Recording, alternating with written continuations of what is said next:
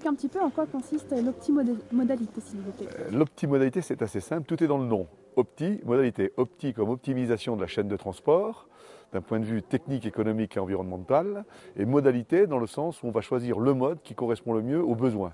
Par exemple, pour aller d'un point A à un point B international, on prend le bateau généralement, et pour aller d'un point A à un point B en ville, on prend une voiture. Donc l'idée, c'est de réfléchir à ses habitudes et peut-être de faire en sorte qu'on aille plus souvent sur le train que sur la route, plus souvent sur le fleuve que sur la route. Donc l'optimodalité, pour faire court, c'est l'optimisation de la chaîne de transport d'un point de vue technique, économique et environnemental. D'accord. Et comment, en fait, l'optimodalité s'intègre dans une réflexion plus globale sur l'espace urbain, sujet que vous avez abordé ce matin pour les ateliers de la Terre? Qui dit espace urbain dit habitant, qui dit habitant dit approvisionnement, qui dit approvisionnement dit chaîne de transport, et qui dit chaîne de transport dit besoin d'optimiser.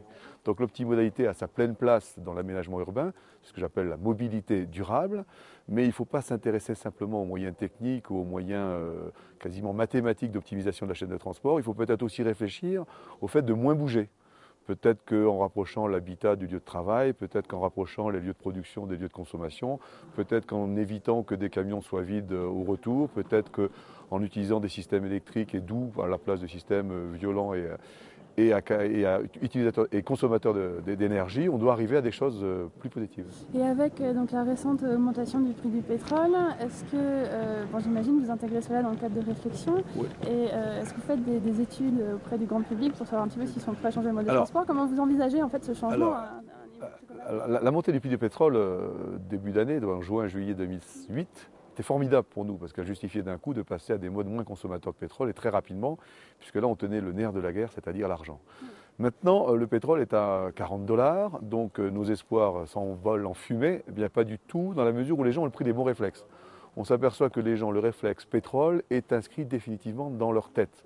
Donc les gens continuent à prendre des vélos, continuent à réfléchir, continuent à limiter leur transport individuel, le covoiturage, les transports urbains, tout ça, ça se développe. Donc la crise du pétrole a quand même bien marqué les esprits. Et ensuite, ça a donné aussi lieu à des décisions fortes concernant le politique. Le politique a dit qu'on allait renforcer les énergies renouvelables, qu'on allait renforcer notamment le nucléaire, et je pense que c'est une bonne idée. Et le politique a décidé aussi de développer les modes alternatifs de transport comme le rail, la mer, le fleuve, et c'est une bonne chose. Alors c'est vrai que récemment, il y a eu quelques décisions prises concernant les rouvertures de chantiers concernant les autoroutes, mais je crois qu'il ne faut pas être ayatollesque dans ces domaines-là. C'est vrai que ces sujets d'autoroutes sont intéressants parce que honnêtement, je préfère voir des camions qui roulent sur des autoroutes que des camions immobilisés sur des nationales.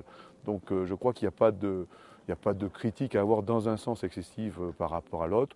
Les programmes d'autoroute, je ne suis pas un grand spécialiste, mais je pense que la petitesse du programme d'autoroute, 3 programmes par rapport à tout ce que demandait le lobby routier, justifie d'une analyse plus sereine que celle de dire non, non, pas d'autoroute.